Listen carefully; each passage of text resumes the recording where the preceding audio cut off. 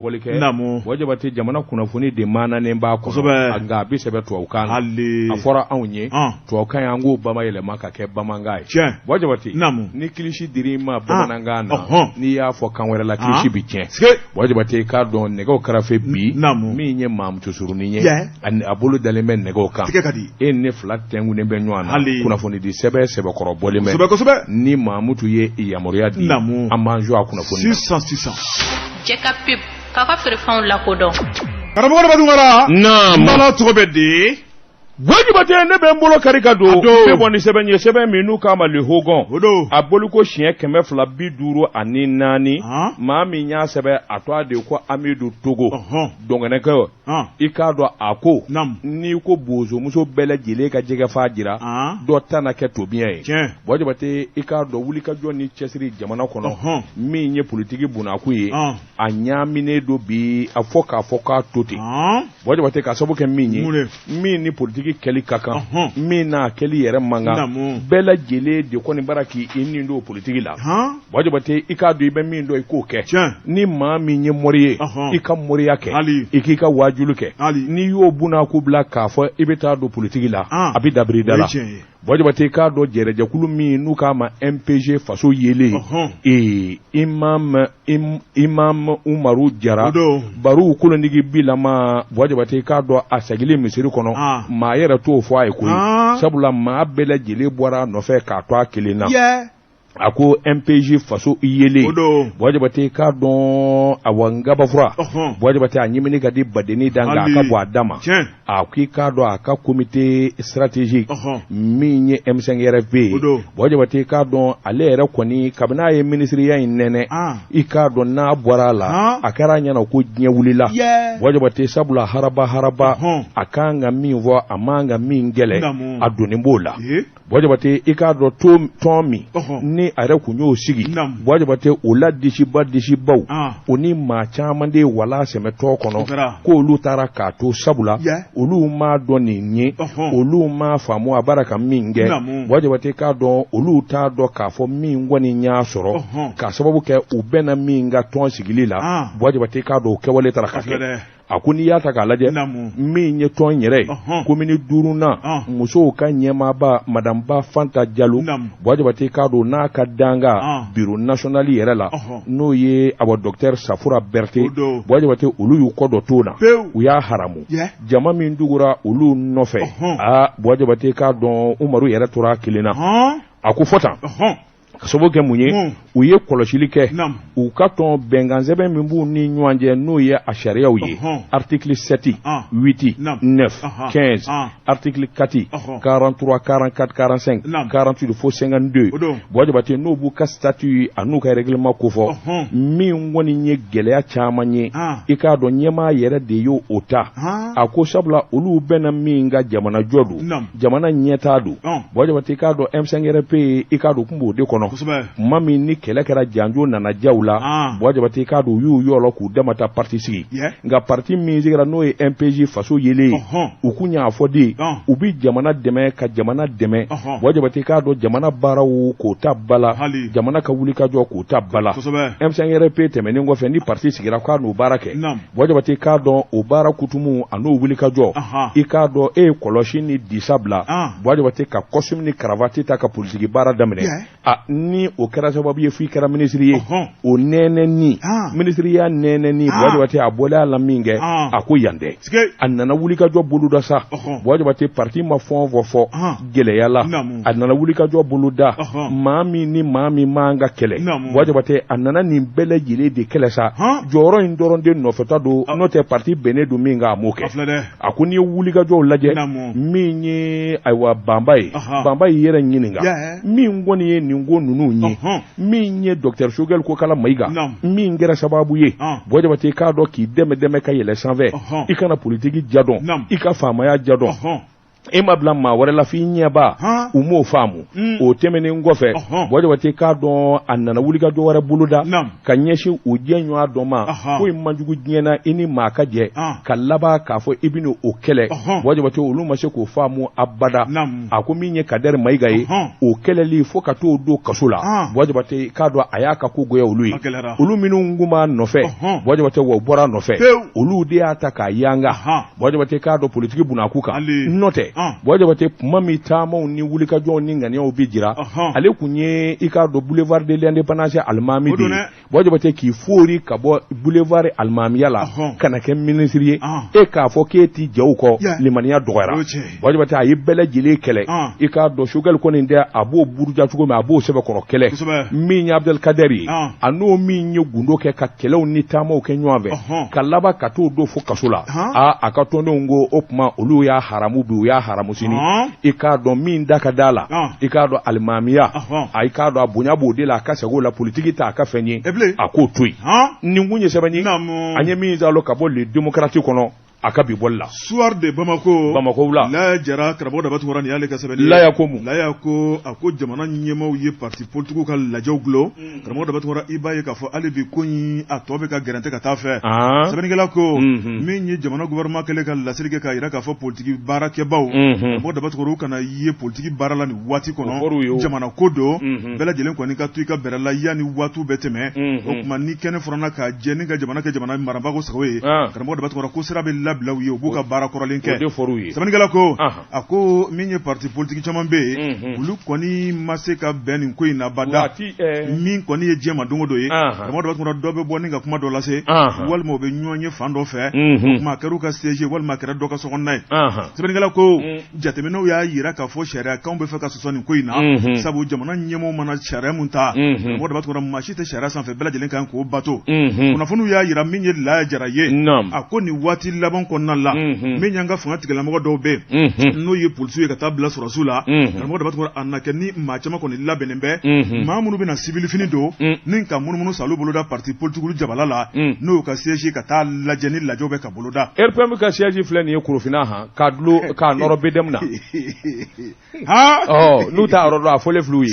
RPM siège u y'a yɛlɛma Korofina ani Korofina BDM nɔrɔlen don ɲɔgɔn na u ka to ka tɛmɛ yen sɛbɛnnikɛla ko karamɔgɔ Daba Tunkara min ye sɔrɔsiw ye ani polisiw a ka da la k'a fɔ min kɔni gagné duruja 3 ye karamɔgɔ Daba Tunkara u bɛna to ka munumunu n'o de ye i b'a ye k'a fɔ min ye partout ka dagayɔrɔw ye o tuma n'u ye maa 2 ye maa 1 kɔni u bɛ tɛmɛ o la sabu maa 1 tɛ yɛrɛma k'i yɛrɛ ye nka maa 2 maa 3 n'u y'aw ye karamɔgɔ Daba Tunkara u b'u gɛrɛ aw la ni k'aw lajɛ n'a sɔrɔ min ye politique baara don i kana la k'a fɔ ni gɛɲɛdan 2 walima 3 b'a ɲa walima ni nɛgɛ bɛ dɔw bolo la k'aw bila mobili kɔnɔ ka taa n'aw ye sɛbɛnnikɛla ko k'o baara de bɛna daminɛ dɛ o tuma min ye parti politique ye ka kɔw ma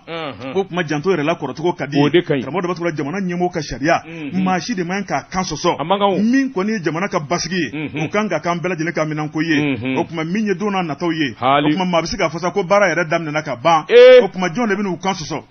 gɛɲɛdan 2 walima i bɛ taa kaso la tabarikala kunnafoni filanan an ye min bɔ soir de Bamako kɔnɔ Laya Jara ale ka sɛbɛnni don Bɔjabate bi bɔ ni sɛbɛn ye sɛbɛn min n'u k'a ma l'informateur o don kunnafonitigi a boli ko siɲɛ 729 u ye dɔ kɛ min ye Ibrahima Yatara ye nin y'a ka fasiri ye Yati ko di Burama ko a k'i k'a dɔn wulikajɔ ni cɛsiri ko dɔw finko ye kelen ye u manamana ko tɛ kelen ye Bɔjabate k'a dɔn maa min n'o wolola fɛnzɛn na ka mɔ fɛnzɛn na n'o y'i da matila k'a to kamana guwa Bɔjabate k'a dɔn fondation Maliba min ye alu Bouakari Diallo ye i k'a dɔn fulakɛ n'a ka ɲuman bɛ ɲɔgɔn na Bɔjabate k'a dɔn hɛrɛ k'a kɛ jamanadenw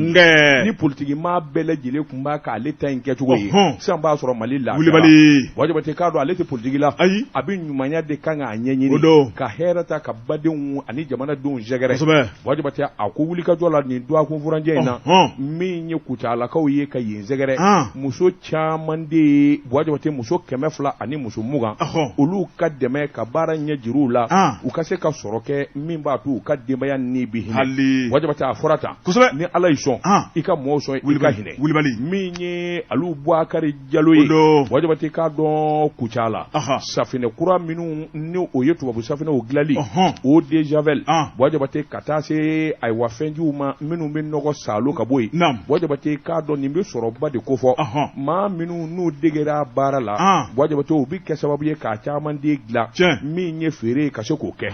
a sababu ye fondation Maliba ye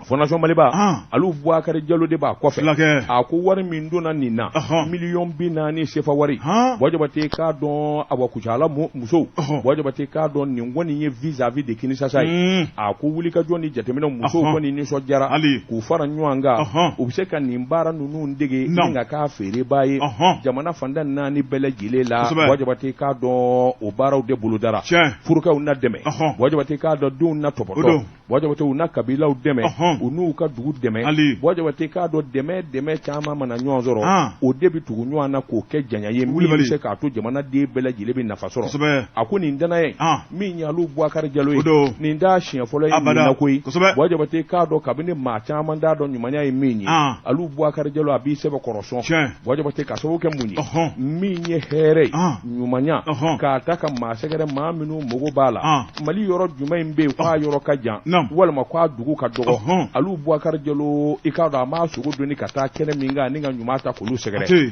wajibata k'a dɔn u ka dɔgɔ balo dumuni wajibata k'a dɔn k'o ta ka mɔgɔ sɛgɛrɛ a nafa bɛ minnu ye lokɔliso dɔgɔtɔrɔso wajibata k'a dɔn ko nin tɛ o min ye yelen ye minnu mago b'o la walima jibondo a ti fɔ ka se a dan na wajibata k'a dɔn fondation Maliba alu Boubacar Diallo a ye nin ɲuman in caman de kɛ wa hali bi n'a ka bɛ a b'i sɛbɛn kɔrɔsɔn a ko hali kɔsɛn in na min ye safinɛ safinɛ dilali wajibata k'a dɔn ani ayiwa fɛn caman bɛ yen bi dɔw bɛ yen ani jiri dɔw bɛ yen olu ɲɛji walima i k'a dɔn olu furabulu nɔɔninen olu faralen ɲɔgɔn kan ka taa o ni di i k'a dɔn ani situlu ɲami nin ye fura de ye wajibata maa caman kalan na o fana na o baara kɛcogo ɲuman na min bɛ se k'a to farikolo yɛrɛ bɛ ɲɛ hadamadenya bɛ sabati cogo min na a ko cɛ min ye nin kɛ ADP Maliba alu Boubacar Diallo a ko kɔsɛn in na min ye a ka nin tɔn in ɲɛma danga min ye Solomani Ouattara ye sibirido o yɛrɛ kun taara Kucala i k'a dɔn nin ko in a bɛɛ lajɛlen sɛbɛntiyara a ɲɛna wajibata ni ka laban min ye jibondoba ye forage i k'a dɔn ni hɔrɔnya mɔɔw de y'a foragew se u y'o fana kɛ fa bɛɛ lajɛlen na min b'a to hadamadenya bɛ dafa cogo min na sɛbɛnnikɛla ko wajibata k'a dɔn ɲumankɛla wajibata n'a donna aridinɛ kɔnɔ n'a y'i kɔfilɛ bɛɛ maa min bɛ ɲuman dɔn a b'o y'a nɔfɛ nin kun ye sɛbɛn ye an ye min zalo ka bɔ l'informateur kɔnɔ kunnafonitigi le nouveau réveil oui sɛbɛnnikɛla karamɔgɔ dɔ b'a tɔgɔ ko Aruna Tarawele Aruna a ko an ka taa banu ka Buguni mun bɛ yen sɛbɛnnikɛla ko a ko n'i ye ko taabolo lajɛ karamɔgɔ dɔ b'a tɔgɔ b'a ye k'a fɔ cɛ dɔ bɛ yen cɛ in kɔni kunun ni jama tun b'a kɔ n'o ye Blaise Sangare mɔgɔtigiya karamɔgɔ dɔ b'a tɔgɔ e ko bi k'a bɛ sɔn ka kɛ Blaise Sangare mɔgɔtigi mɔgɔntan Blaise bilenni awɔ ala kan'o kɛ kuma ko tɔ man jan bilen dɛ sɛbɛnnikɛla ko karamɔgɔ dɔ b'a tɔgɔ kabini kunun i ba ye k'a fɔ Blaise cɛtuman don Mamadu Bakari Sangare bɛɛ lajɛlen ko ma ko Blaise bilenni ko ka hakili lajigi fɛn dɔ la bamanan UDPM ko bɛ sen na Général Musa Traoré ale bɛ jamana kunna i ba ye k'a fɔ ko Général Musa Traoré ka danaba kun don min kɔni UDPM ye k'a tun kolosalen b'o la kosɛbɛ a ko min ye UDPM ka baara caman bɛ yen k'a to denmisɛnniya la karamɔgɔ dɔ b'a tɔgɔ ba ye k'a fɔ k'a y'o boloda k'a daminɛ Buguni min kana bila fo Bamakɔ kɔnɔna la ko Blaise yɛrɛ y'a ka manja de sɔrɔ kɔnɔna la a kɛra ten sɛbɛnnikɛla ko min ye bɛɛ fanga n'o ye démocratie ye o dugu nana jɛ min ye san 1991 ye Blaise a sina ka dɔnsi yɛlɛma karamɔgɔ dɔ b'a tɔgɔ ni ka tugu min ye démocrates kɔ i b'a ye k'a fɔ i n'a fɔ k'a ma tugu min ye Musa Traoré kɔ sɛbɛnnikɛla ko min kɔni Musa ye k'a ɲinɛ n'o kɔ a ko min y'o démocrates ye karamɔgɔ dɔ b'a tɔgɔ a y'a tigɛ fila kɔni k'a d'olu ma min kɔni baara kura ye k'u bolo da jɔrɔ a y'o caman de sɔrɔ o kɛra sɛbɛnnikɛla ko min ye Blaise a bɛ se kuma la danaba don mɔgɔ dɔ b'a tun a ye fɛn sɔrɔ a ko n'i ye Blaise yɛrɛ ka tɔn lajɛ n'o ye convention sociale démocrate ye mɔgɔ dɔ b'a tun CDS mɔgɔtigiya a ko jama min donna la Buguni mara kɔnɔna la a ka ca fo ka dama tɛmɛ sɛbɛnnikɛla ko min ye maire caman kɔni olu ye maire gulokiba don ala ni Blaise ka CDS sababu la maa dɔw fana kɛra député ala ni Blaise ka mɔgɔtigiya sababu la sɛbɛnnikɛla ko nka min ye kunu ye a Blaise ka tɔn tun ka di nka bi karamɔgɔ dɔ b'a tɔgɔ min kɔni tɔn ye k'a koloyara sabu n'i y'a lajɛ maa minnu kɔni bɛ ni olu bɛ tɔn tɔgɔ la parti la karamɔgɔ dɔ b'a tɔgɔ n'u bɛ maire jɔyɔrɔ la ko kasa duman t'u nɔfɛ dɛ sɛbɛnnikɛla ko min kɔni ye wari dunko kumaw karamɔgɔ dɔ b'a tɔgɔ o de bɛ Blaise ka maire nɔfɛ o ni marabolo kɔnɔna la dɔw bɛ ka sɛgɛsɛgɛ nin waatiw la n'i ye dɔw yɛrɛ lajɛ karamɔgɔ dɔ b'a tɔgɔ olu yɛrɛ bolo ko maire kɔni ka gwanforoni ye min ka di ye i bɛ don a la k'a kɛ ten sɛbɛnnikɛla ko dugukolo ka ŋanamu min kɔni jamana a kan ka nafolo min sɔrɔ k'o ŋanamu k'o kumaniya min kɔni ye min ka di ye yɛrɛsago kɛ i b'a ye k'a fɔ ko de bɛ ka kɛ nin maire fɛ sɛbɛnnikɛla ko a k'i lajiginna a ko min ye san 2011 ye Blaise a ka maire dɔ tun bɛ o tigɛ kora ka bɔ baara la n'o ye Ala ma hinɛna Yaya Togola ye sɛbɛnnikɛla ko ka sababu kɛ yuruguyurugu ye a ko min ye maire wɛrɛ bɛ yen karamɔgɔ dɔ b'a sɔrɔ o fatura Ala ma mɛn min y'o ka maire dɔ fana ye a ko n'o ye Mamuru Kulubali ye o tuma ko jalaki ye Mamuru fana minɛ miliyɔn 200 ni kɔ k'o tunna Mamuru nɔfɛ Blaise ka tɔnden don sɛbɛnnikɛla ko a ko n'i ye Blaise yɛrɛ lajɛ bi maa minnu tun b'a nɔfɛ karamɔgɔ dɔ b'a sɔrɔ u y'a yira k'a fɔ k'a kɛrɛfɛla man di bi koyi sabu min kɔni ye wari dunko kuma ka taa bila min ye partigi yɛrɛ kɔni k'a lagosilen bɛ karamɔgɔ dɔ b'a sɔrɔ caman kɔni y'i kɔ bɔgɔni ka tɛmɛ n'i yɛrɛ ye Blaise kelen kɔni a jɔlen ni jama kun b'a kɔrɔ k'a kelen jɔlen bɛ a b'a kɔfɛ a ɲɛ tɛ mɔgɔ la sɛbɛnnikɛla ko Blaise o kuma a na to nin dabolo kan wa sɛbɛnnikɛla ko min kɔni ye tɔn don n'olu taara karamɔgɔ dɔ b'a sɔrɔ tɔntigi a ɲɛmaa yɛrɛ o bɛna kɛ cogo di min kɔni ye Blaise ye karamɔgɔ dɔ b'a sɔrɔ i b'a ye k'a fɔ a n'a ka tɔndenw ni ɲɔgɔn cɛ i b'a ye k'a fɔ ko jalaki caman bɛ yen min kɔni ye baara kɛcogo juguw ye o kuma min kɔni an ka jamana ye ko nin ye parti politique ka taabolo ye dɛ n'a kɛra ka ɲa i bɛ maaw ye n'a kɛra ka juguya i b'i kɔfilɛ tɛ maa si ye wa ni Ala ma kunnaja maa minnu ye tiɲɛni k'i tɔgɔ la i yɛrɛ bɛ tila ka wele dɛ i sen tɛ bɔ a la dɛ munna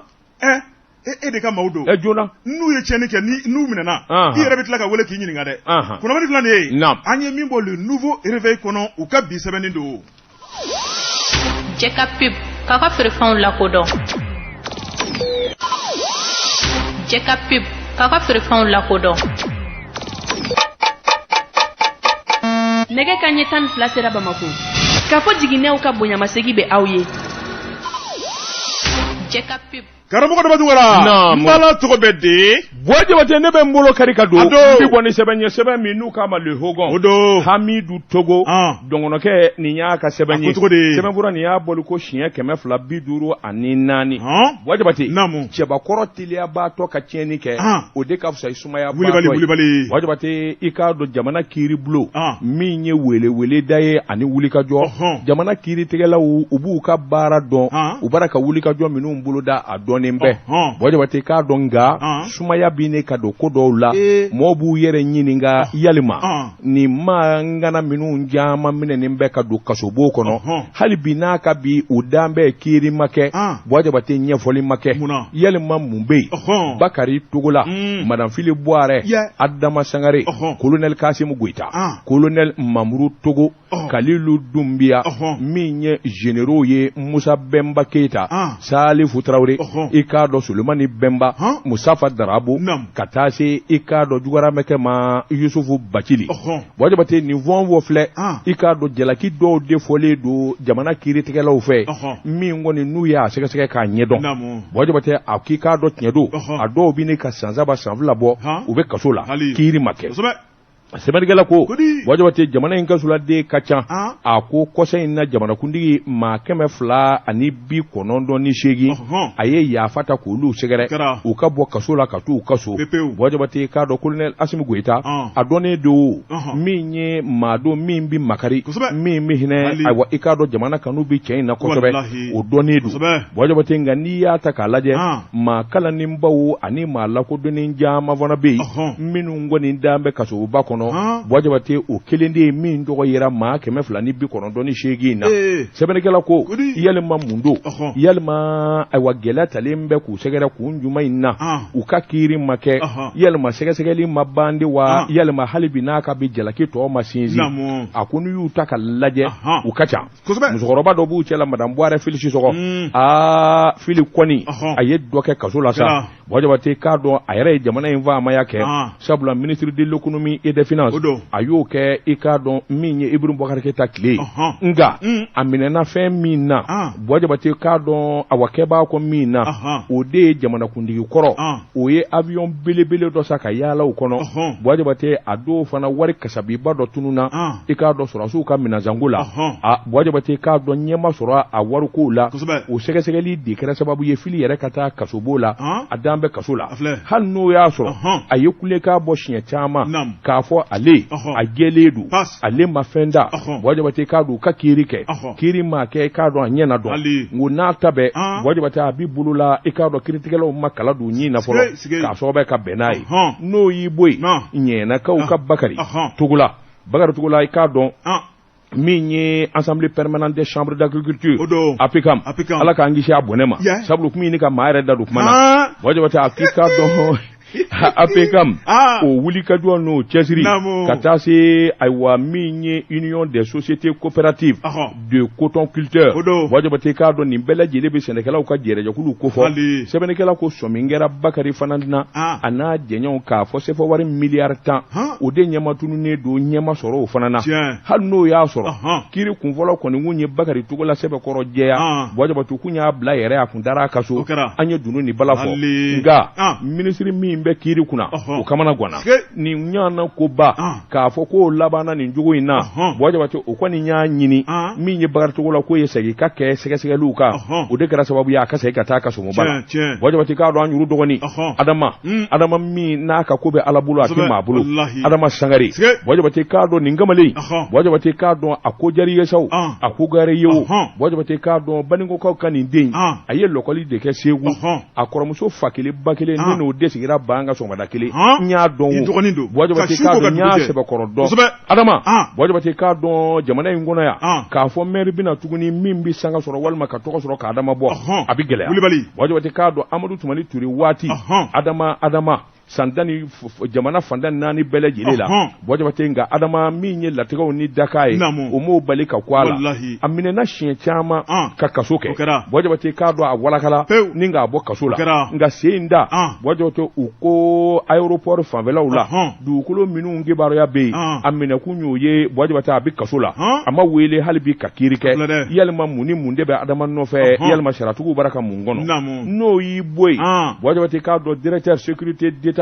colonel major Kasimu Goita o minɛna Bwajabate k'a dɔn n'i y'a mɛn Sumanda Sumanda in de ɲuman ye koyi sabula a fɔra de sɔmingelen don a la a bi jɛjugu dɔ la maajugu a n'olu bi ɲɔgɔn fɛ wa min kun ye fanga yɛlɛma yɛrɛ fanga dafiri o ko kun b'a kɔnɔ a minɛkun y'o ye ani sɔrɔdasi wɛrɛw minɛna kabini octobre kalo novembre kalo san 2021 min ye secrétaire général de la présidence kɔrɔ ye Bwajabate k'a dɔn professeur d'université docteur Kalilu Dumbiya o minɛna septembre kalo tile 6 san 2021 Bwajabate k'a dɔn a y'i da nɛrɛ la k'i dan domi la ko ale jɛlen don Bwajabate k'a dɔn kalo 10 sɛgɛsɛgɛli kɔni b'a nɔfɛ hali bi n'a ka bi kiiri kɔni gɛndɛ a bɛ kasumba la n'o y'i bɔ yen septembre kalo tile fɔlɔ san 2023 Bwajabate k'a dɔn nin dankɔrɔba in n dɔn ni don ministre de la sécurité kɔrɔ général Salifu Traoré Salifu min n'a basigilen bɛ n'a sumanen bɛ Salifu min ka kuma man jan n'a ka degun man jan Bwajabate k'a dɔn a fana ye gɛlɛya sɔrɔ sabula jamana ka cakɛda dɔ bɛ yen u ko min ma sécuriport sɔmin kɛra k'a fɔ ko dɔw kɛra o kɔnɔ Salifu a n'a k'a bi ko dɔ kalama a minɛkun y'o ye nka a ye waati kɛ sa dɛ hali bi kiiri ma kɛ ka da mun kan n'o y'i bɔ yen Bwajabate k'a dɔn général Musa Bemba Keita chef d'état-major général kɔrɔ don armée Bwajabate k'a dɔn ayiwa ale fana i k'a dɔn a fana minɛnen bɛ u ko a ma mandat de dépôt ale kɔni minɛkun ye nganamu ani suɲɛni caman kɛra Bwajabate programmation militaire wariba kule de tununnaw la u k'u bɛ taa sucette ni cuillère n'u za sɔrɔdasiw ye wajabate a wari n'a dafɔra i ja bɛ tigɛ ale minɛ kun directeur du matériel des hydrocarbures du transport armée wajabate général Musafa Darabo ani général Sulemani Bemba olu fana minɛna wari kasabi caman de tununa olu fana nɔfɛ wajabate u minɛ kun y'u ye nka kiiri ma kɛ Damadu ka kuma na chef d'état-major général de l'armée de l'air wajabate ani chef d'état-major général adjoint des armées ninnu fana mandat de dépôt mandat de dépôt man dɛ wajabate sabula foroba fɛ u bolo sera a ma wajabate k'a dɔ sɔrɔ a sigɛ i ni guerre de ka kan maka mani sɔni e n'o man kan wajabate k'u sɔrɔl'o la o de kɔni kɛra u minɛ kun ye ka don kaso la sabula u ye contrat dɔ kɛ mobili sango dɔ b'u nɔfɛ ministère de la défense to a la wajabate o gɛlɛ b'u nɔfɛ sɛbɛnnikɛla ko nin fɔn fɔ fɔlen filɛ wajabate nin bɛɛ lajɛlen a damata maana ye n'i k'i bɛ nin kelen o kelen da bi k'i bi kuma tile na guwan na nka sɛbɛnnikɛla kɔni y'a jira min ye Amidu Togo ye a ko n'o fana ye bɔ yen colonel Mamadou Togo o fana bɛ kaso la président des chambres de commerce et d'industrie du Mali n dɔgɔnin don min ye Yusufu Bacili a bɛna don min ka bɔ so wajabate k'a dɔn o don i k'a dɔn Bacili Golfa olu ye société ba ye o don i k'a dɔn Jɛliden Nakuma dɔ ka bɔ Segu n bɛ te wuli a kɔrɔkɛ fakili bakili o de ye ne teri ye an n'o de ye denmisɛnninya kɛ Haji Bacili i b'a dɔn ne bɛ te wuli ni kini Nakuma sɔrɔ o b'a sɔrɔ kɔngɔ min maana o b'a sɔrɔ Yusufu a bɛ kurala la denmisɛnnin jeni u b'a fɔ ko taa ɲini ne bɛ gɔngɔli tora a kunna n b'a fɔ e cɛnin tɛ se ka sigiyɔrɔ kelen a fɔra i kana taa dumuni nanen filɛ nin kɔngɔ min maana o Yusufu Bacili den nin n y'a dɔn e tɛ Jɛliden dɔn ko caman kɛra maa ɲɛna Bamakɔ gɛlɛya y'a sɔrɔ min na a fɔra ko chambre de commerce et d'industrie du Mali n'o ye juraw ka soba ye Covid-19 wajabate k'a dɔn sefa wari miliyari 10 a fɔra k'o de bɔra jamana fɛ ayiwa min bɛ se k'a to jamana den bɛɛ lajɛlen na nun datugula sɔrɔ o kɔni o jate de birisa ɲaaminen don ɲɛma sɔrɔ o la wajabate o jalaki bɛ Yusufu n'a jɛɲɔgɔnw nɔfɛ sɛbɛnnikɛla min ye Amidu Togo ye a ko nin wulikajɔ nin fɔ fɔlen filɛ nin bɛɛ lajɛlen ye maa dɔnnen ye nin bɛɛ lajɛlen ye kabilatigi ye nin bɛɛ lajɛlen ye jamana in i k'a dɔn a ŋanaba dɔ ye wajabate k'a dɔn kiiritigɛlaw kɔni bolo sumayalen bɛ u ka kiiri nɔfɛ nka maa si tɛ kiiri yɛrɛ kɛcogo dɔn ka tɛmɛ kiirikɛlaw kan u kelen bɛ k'a da kun jumɛn in na u ka kiiri ma kɛ mun na kiiritigɛlaw de b'o dɔn nin mun ye sɛbɛn ye an ye min dalo ka bɔ Hogon kɔnɔ a ka bi bɔli la l'indépendant sɛbɛnnikɛla ye Musa Bilali Sidibe kɛlɛ Musa min ye Sidibe kɛ karamɔgɔ dɔ b'a tɔgɔ a ko esige an ka taa Kan 1 kɔnɔna la min ye commandant de la brigade de recherche de Kan 1 karamɔgɔ dɔ b'a tɔgɔ n'o ye sous-lieutenant Alassane Keita o tuma k'a y'a bolo ta ka da Nangaraba min ye ɲɛnaminimafɛn dɔrɔku feerela dɔw kan sɛbɛnnikɛla ko min ye cocaïne a kilo 10 bɔɲanko k'u y'u tɛgɛ ta ka dɔw kan sɛbɛnnikɛla ko karamɔgɔ dɔ b'a tɔgɔ min kɔni ye wulikajɔ ye jamana in ka ko ka jɛ ni ka fɛnjugu bɔ an senkɔrɔ o ye an ka finitigɛlakaw olu ka baara ye nka fiɲɛ maa wuli bɛɛ lajɛlen bolo b'i kunna minɛ la min kɔni gendarmerie ye u kɛn bɛ ka hakilina mun ta k'o di ɲɔgɔn ma Lansana Tamba ma fi n'i ye gendarmerie tɔgɔ fɔ jamana in kɔnɔ ne hakili bɛ jigin Lansana Tamba la belebele wajabate kabini Bisangerebugu gendarmerie la kabini jala ma yɛlɛ wajabate ka baara kɛ hakilisigi ni ɲumanya la a b'i yɛlɛ a tɛ perturber i kojugukɛla mana na cogo cogo Lansana tɛ perturber tout doucement a b'i tɛgɛ da tiɲɛ kan fo bi il est quoi colonel non n bɛ gardabu la n bɛ kelen f'i ma Sangerebugu fɔ a bɔlen Sangerebugu la a taara Selenge a bɔra Selenge don min na Selengakaw y'u bolo fila da a kɛra n y'a dɔn o tuma k'a ka segin a nɔ la o tuma jamana a bɛ jamana ka sago a la a bɔra yen tuguni a taara min ye Bamakɔkura BT la min kɔni ye Manden k'o fana furan k'o jɛ hali bi olu bɛ kule la a nɔfɛ n bɛ gardabu la sɛbɛnnikɛla ko karamɔgɔ dɔ b'a tɔgɔ min ye cɛw tɛ kelen ye karamɔgɔ dɔ b'a tɔgɔ i b'a ye k'a fɔ min kɔni ye gendarme ye u ka commandant de brigade sous-lieutenant n'o ye Alassane Keita ye ale bɛ maa min ka mara kɔnɔ o de ye colonel Lansana Tamba Keita min kɔni bilasirali minnu bɛ yen karamɔgɔ dɔ b'a tɔgɔ ni baara ɲɛdɔn ni ka kalasiraw yir'u la i b'a ye k'a fɔ baara in u y'a minɛ i b'a fɔ ko kilisi sɛbɛnnikɛla ko a ko min kɔni ye bamanciya wale ni ka fu siri o danna min ye ɲɛnaminimafɛnw donni jamana kɔnɔ ka fu siri o danna karamɔgɔ dɔ b'a tɔgɔ i b'a ye k'a fɔ Mali gendarme u b'u seko n'u damayira la sɛbɛnnikɛla y'a jira k'a fɔ an ka taa Sogonikɔ karamɔgɔ dɔ b'a tɔgɔ kunnafoni dɔ bɔra fan dɔ fɛ sabu gendarme bɛ baara kɛ ni kunnafoniw de ye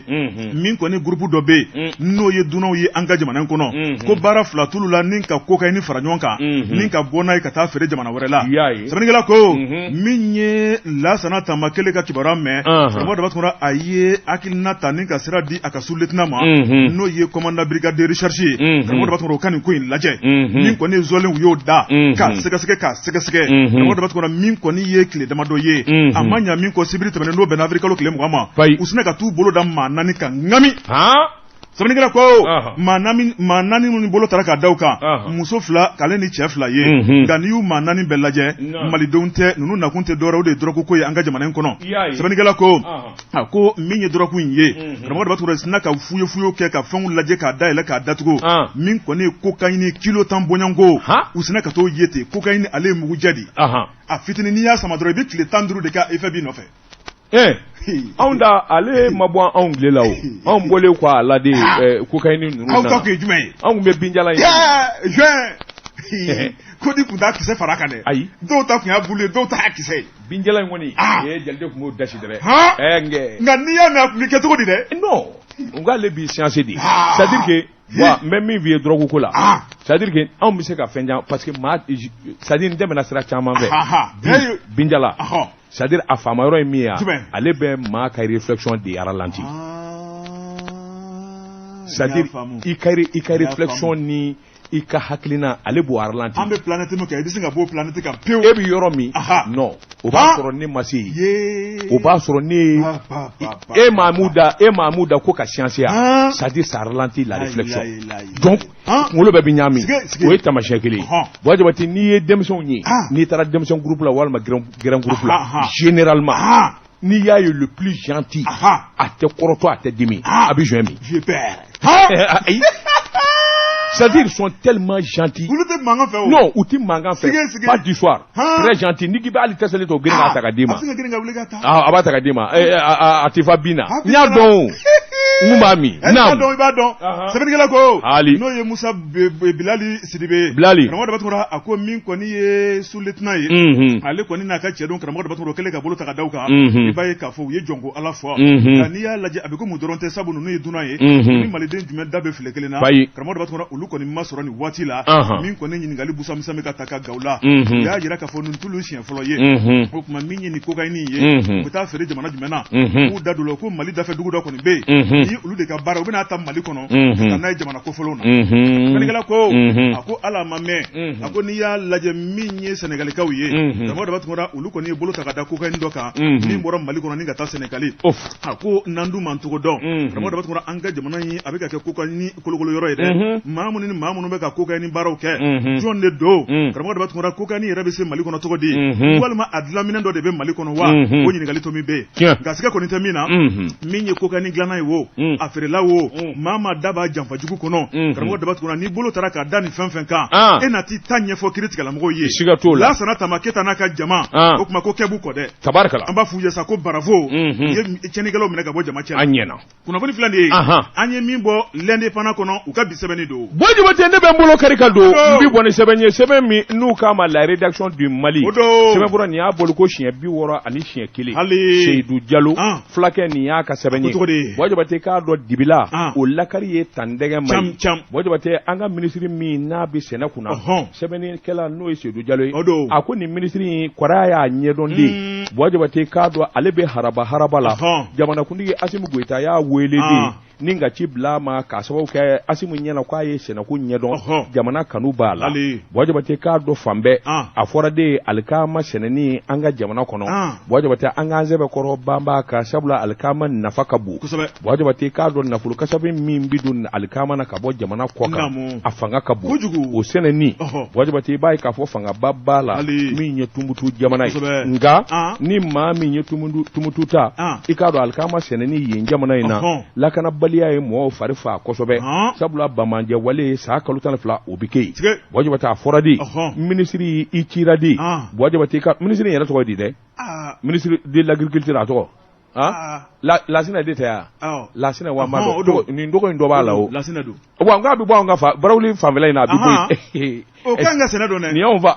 wa ni bolo fɛn fɛn ne bɛ fan bɛɛ wa jibe Bojabate aye minge yo donde doakun foro do ba yere bolo Bojabate ka do ministry ndi fama yere ka furuma Bojabate ka do alkama seneni afora ko ka laje yoro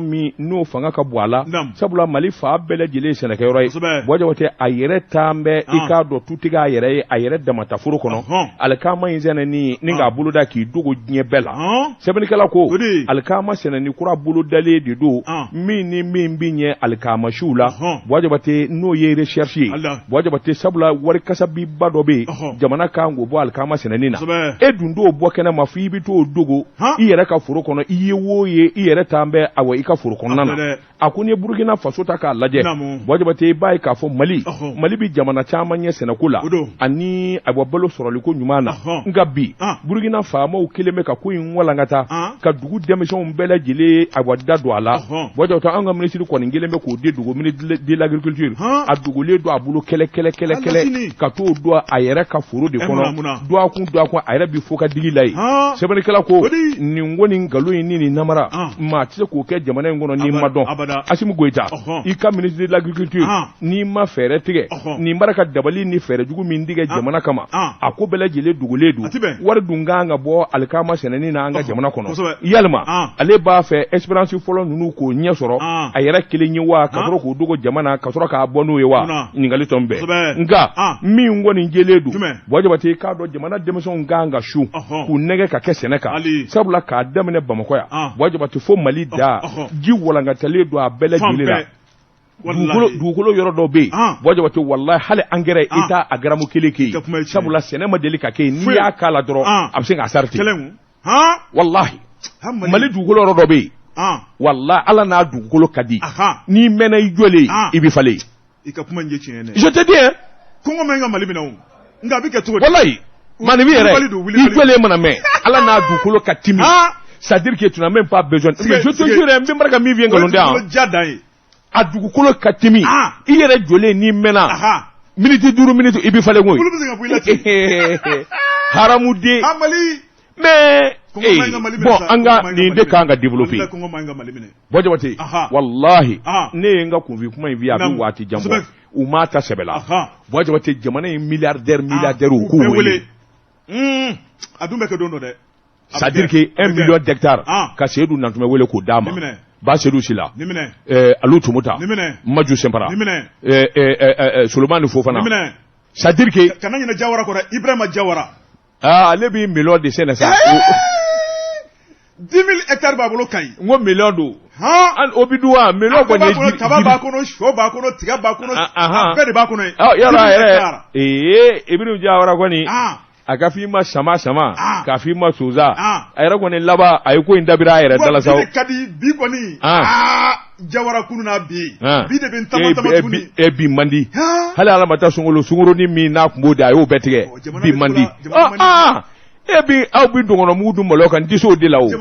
ndiso la de manga baraga ni jamana tabulo Bojabate ye mi vie nga convi kumai wallahi président kanunu we bon voilà mbi savla dama je descends Murbo nunu olu minu mbi senena déjà yaro Murbo kwani o pomme de terre ni fait kwani Mali ti kaso labli Bojabate kafuye président Dibu wele mmogo be ni na kasa malo mmogo be pomme de terre mmogo be ni jabaina mmogo be ni nimuru baina Bojabate ka kla jamana be sera glan ka fura gla kata fo furo kono c'est-à-dire ka viabiliser quoi ni be ka dondo mina bina amasanga ta asambo fe seru non tuma beba bulu Sénégal machu ni fon ka subventionner mo katata je te donne 3 ans wallahi ali rushi ubina bile sambula na ma ke ka foma mais en fait na ma do Bamako ni mi ndi radio kuma na o ka lebi e fin mais je te dis mais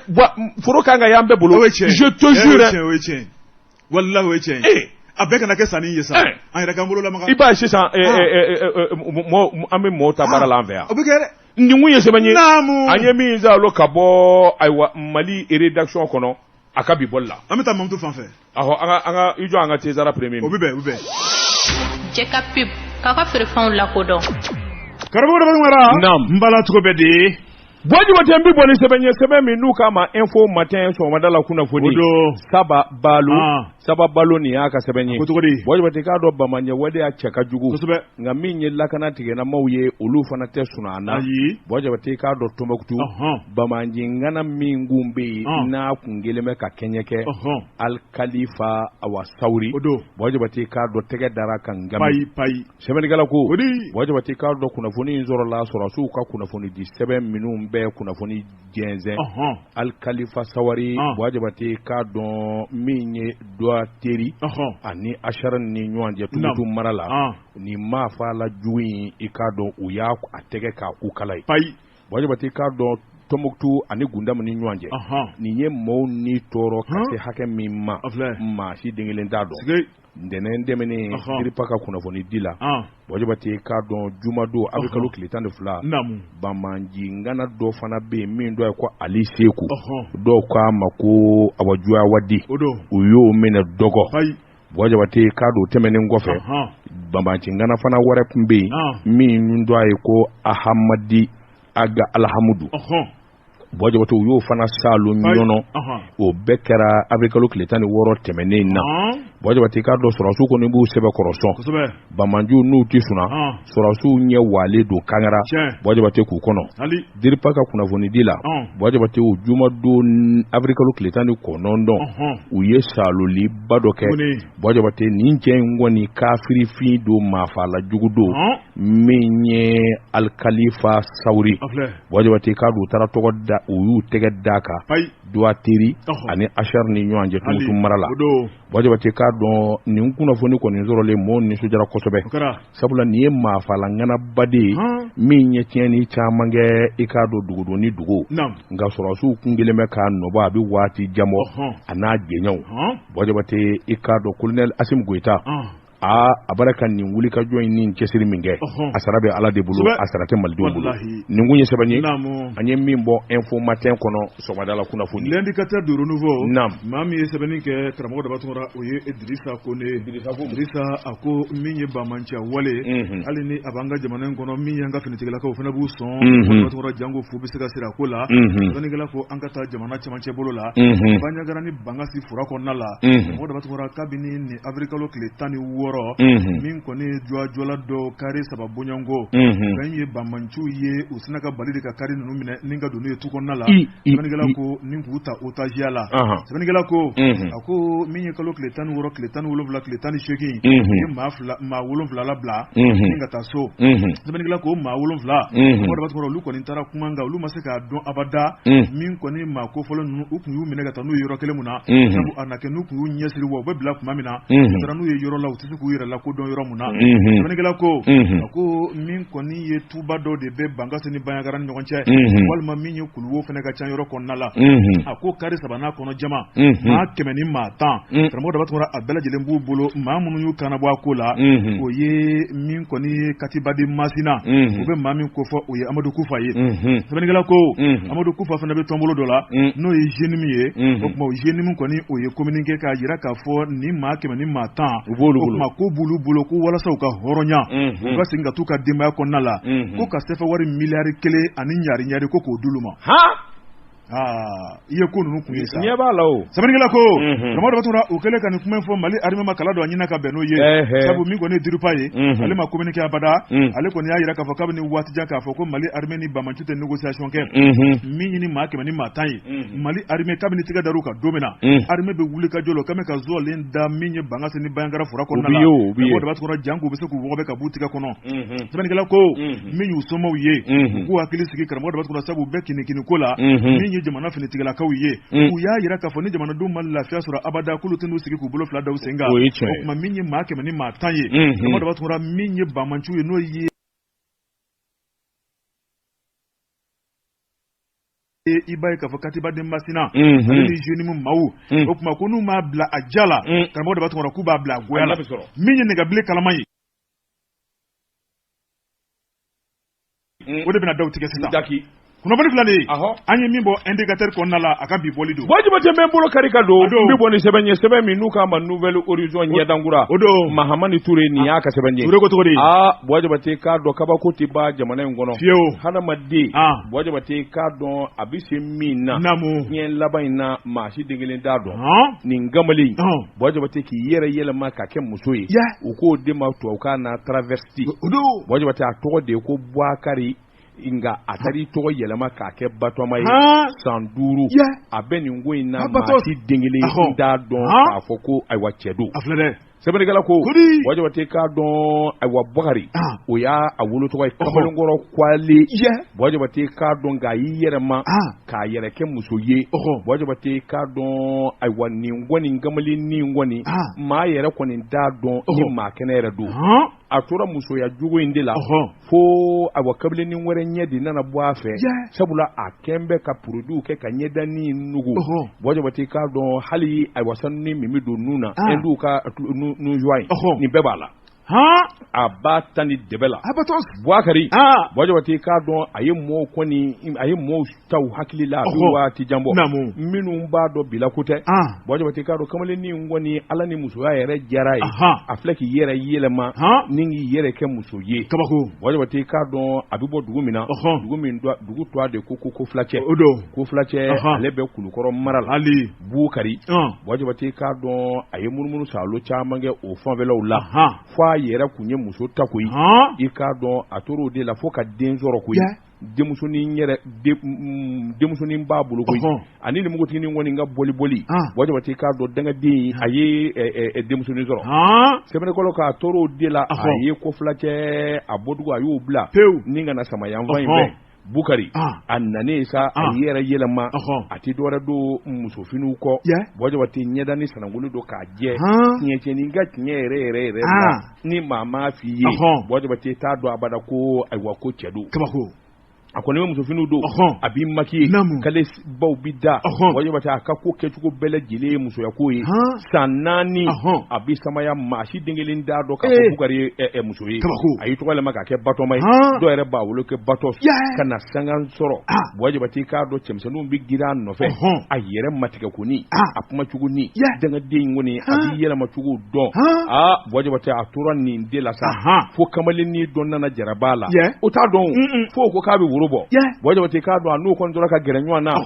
nka n'o kɔni ko k'a bɛ lamɛnbaaw k'a kɛ to k'a bɛ maaya mago dilan a bɛ sin k'i samati ayi ne wa ne ye n kɛlen n fa ni n ba ye koyi ni kɔɲɔ don tɛ a ti ɲɛ dɛ o kɔni o yɛrɛ o nana o tɔ fana jama sabula n ye muso min maminɛ e ye mugutigi don a ma deli ka cɛko kɛ wajibi tɛ k'a dɔn a tor'o de la sa ŋanama fo ka n'a malo kelen jira o don i k'a dɔn a dɔnbaa dɔ bɔra a bɔ ko Fulacɛ wajibi tɛ o kɔni ɲɛ d'a kan o ɲɛ b'a la mɔgɔw b'a wele Batoma Tarawele o sera k'a ta tɔgɔ ma ten o ko Bouakari a y'i yɛrɛ kɛ n'a fɔ a t'o dɔn Bouakari tɛ nin ye mɔgɔw girinna kan Bouakari ko nin ye cɛ de ye koyi nin bɛ bɔ anw bɛ bɔ dugu kelen na i k'a dɔn girinna kan o yɔrɔ bɛɛ i k'a dɔn mɛsiw ni a wa dangadiyafɛn minnu b'a la u y'olu sama kelen ka mɛsi sama ka bɔ a la wajibi tɛ ka taa sɔrɔ cɛkuntigi b'a la ka u t'o la wajibi tɛ k'a dɔn pantalon minnu zerilen don a la ani soutien gorge a kun kelen bɛ ka soutien bɛɛ don ka si bɛɛ bɔ wajibi tɛ u y'olu tufa ka bɔ a la ka taa kulusi cun lamɛnbaaw ka ɲamaden b'a kɔrɔ diɲɛna wulubana de b'a bolo belebele mɔgɔw ye filɛ wajibi k'u b'a lajaba dugu la sa olu kɔni y'a sɛbɛkɔrɔ lajaba dugu bɛɛ bɔra a kalama a lamaloyalen wajibi tɛ a laban ye ayiwa o dugu de to yen sa ni k'i kunda fo Laginɛ Conakry kan wajibi tɛ k'a dɔn dugu min n'u k'a ma sigiri Bouakari a taara ka jogo kolonya in dabɔ yen tuguni wajibi tɛ fo ka taa kɛ sa sabula a malolen ni ka tiriw ni fɛnw bɔ ɲɛda la a k'a bɛ segin a ka musoya sawuraw kan tulu kɔni banna na wajibi tɛ fo Laginɛkaw fana laban Saba olu nana bɔ a kalama olu de ye cici ko kana fɔ malidenw ye an ka Bukari Batoma n'an dɛsɛra la olu kɔni b'a bugɔcogo jira olu bɛna kolo i k'a dɔn kolonjugu min jɛgɛ f'a ka a tɛ musoya wale kɛ min kɔ olu kɔni min'u da ka sɔrɔ k'a bila kana bɔ la nin kun ye sɛbɛn an ye min bɔ Nouvelle Horizon kɔnɔ ɲɛdankura karamɔgɔ Batuma ni maa ma se i b'a bɛɛ i b'a mɛmɛ o tuma min ye Ala y'i bila da min na e bɛ tila ka Ala jalaki k'e t'o fɛ